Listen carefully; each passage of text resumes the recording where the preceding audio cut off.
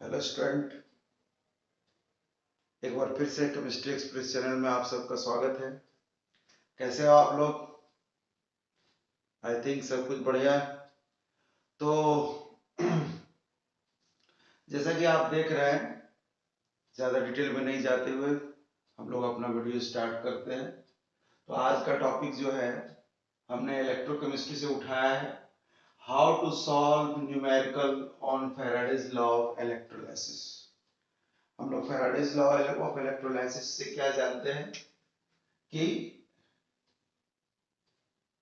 किसी भी इलेक्ट्रोड पर कितना अमाउंट किसी भी सब्सटेंस का डिपॉजिट होगा, वो उसमें जो चार्ज पास किया जा रहा है उसका डायरेक्टली प्रोपोर्शनल होता है। हम लोग जानते हैं फैराडेज लॉ से, Q is sorry M is directly proportional to charge Q, है ना। और जब प्रोपोर्शनलिटी साइन हटता है तो एक कांस्टेंट लगता है। यहाँ वो कांस्टेंट Z है, जिसको कहा जाता है इलेक्ट्रोकेमिकल इक्विवेलेंट। और फिर हम लोग जानते हैं Q बराबर क्या होता है, आई टी। सो फॉर्मूला हमारे पास क्या है, जेड आई टी। अब Z का वैल्यू हम लोग कैसे कैलकुलेट करते हैं? तो Z के बराबर एक इलेक्ट्रोकेमिकल इक्विवेलेंट है। Z बराबर होता है equivalent weight upon Faraday constant into यहां है आपका I इंटू टी। तो अगर हम लोग इक्विवेलेंट वेट को इधर ले आए तो ये हमारा हो जाएगा mass upon equivalent weight is equal to I into T divided by 96,500। और हम लोग ये भी जानते हैं mass by equivalent weight is equal to क्या होता है, नंबर ऑफ इक्विवेलेंस। इसलिए हम लोग लिख सकते हैं number of equivalents is equal to IT upon 96,500। अब इस इक्वेशन को यूज करके हम लोग आगे देखेंगे कैसे न्यूमेरिकल सॉल्व करते हैं। ठीक है। फिर एक और तरीका है जिससे हम लोग जो है आसानी से कैसे फैराडेज लॉ पर जो है न्यूमेरिकल सॉल्व करेंगे, और वो है कैथोडिक या एनोडिक रिएक्शन को पहले लिखेंगे और उसके बाद उसको कैसे निकालते हैं। तो पहले हम लोग इसको देखते हैं कि इस पर कैसे न्यूमेरिकल सॉल्व किया जाता है। तो यहाँ हमने एक सिंपल से क्वेश्चन उठाया है, देखिए। ए solution of copper sulphate is electrolysed for 10 minute with a current of 1.5 ampere. What is the mass of Cu deposited at the cathode? Atomic mass copper का दिया हुआ है। तो हम लोग फैराडेज लॉ से क्या हम लोग देखें, number of equivalents is equal to क्या होता है, I into T by Faraday constant. I हमारे पास करंट कितना है, 1.5 एम्पियर इनटू टाइम मिनट में दिया हुआ है, इसको हम लोग सेकंड में चेंज कर लेंगे, 10 इंटू 60 अपॉन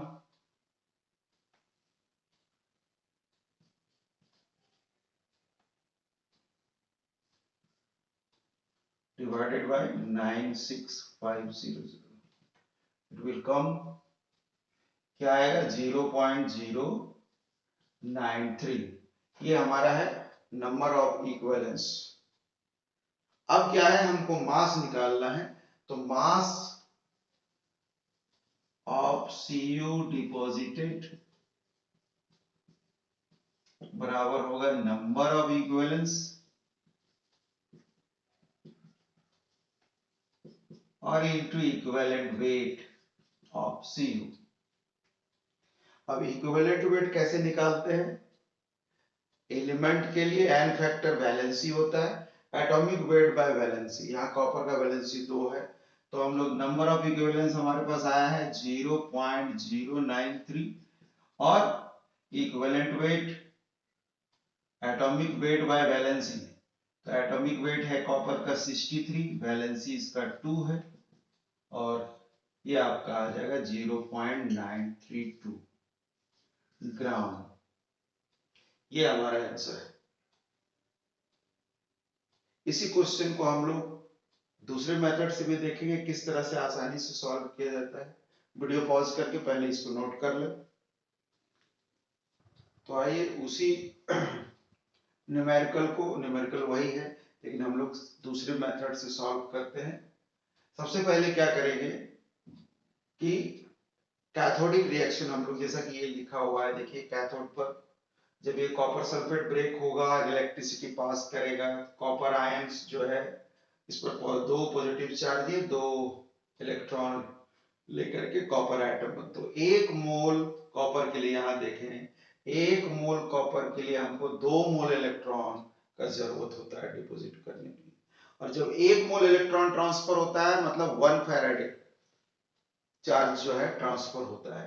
तो 2 मोल इलेक्ट्रॉन ट्रांसफर हो रहा है यानी 2 फैराडे चार्ज।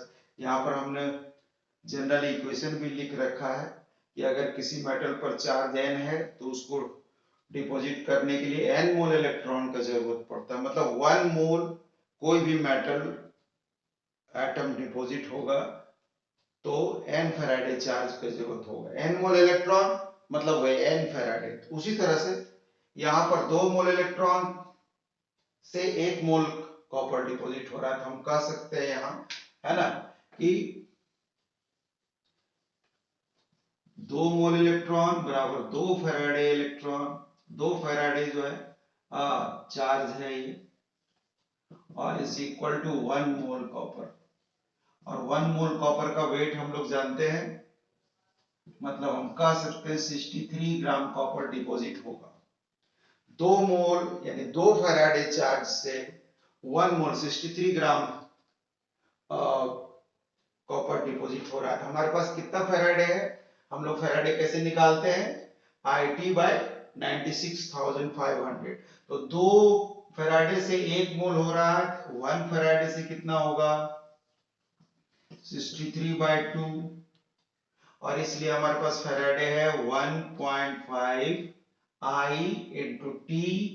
10 मिनट है वो, उसको सेकेंड में हम लोगों ने बदल लिया है, इतना कुलम। और उसको जब हम लोग फैराडे कांस्टेंट से डिवाइड करेंगे तो वो फैराडे में चेंज हो जाता है।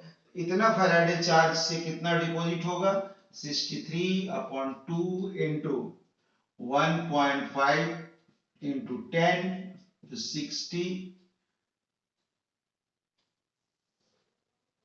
अपॉन 96,500। तो ये आपका आ जाएगा 63 इंटू 1.5 डिवाइडेड बाय 2 इंटू 96,500। और ये जो आप कैलकुलेट करेंगे फिर अगेन ये आपका आ जाएगा 0.932 ग्राम। तो ये दूसरे मेथड से भी जो है हम लोग फैराडेज लॉ का न्यूमेरिकल सॉल्व कर सकते हैं, है ना। फिर से एक बार हम लोग सम अप कर ले। सबसे पहले कैथोडिक रिएक्शन लिख लिया जाता है। यहाँ कॉपर आयन 2 मोल इलेक्ट्रॉन से 1 मोल डिपॉजिट हो रहा है, और जब 1 मोल इलेक्ट्रॉन ट्रांसफर होता है तो 1 फैराडे चार्ज ट्रांसफर होता है।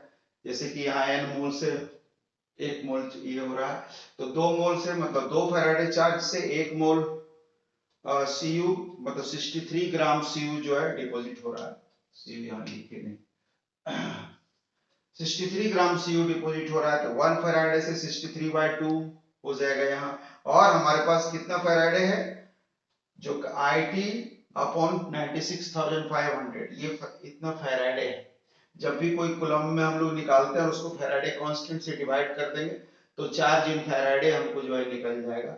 1.5 इंटू 10 इंटू 60 अपॉन 96,500 से कितना डिपॉजिट होगा 0.93। तो ये दो मेथड है आज हम लोगों ने देखा। नेक्स्ट फिर और कुछ जो है हम लोग नेक्स्ट वीडियो में और कुछ सवाल जो है कठिन सवाल भी इस पर जो है सॉल्व करेंगे। वीडियो पॉज करके नोट कर लीजिए। और फिर आप सबसे रिक्वेस्ट है, अगर वीडियो पसंद आए तो जरूर लाइक कीजिएगा और सब्सक्राइब कीजिएगा। Thank you.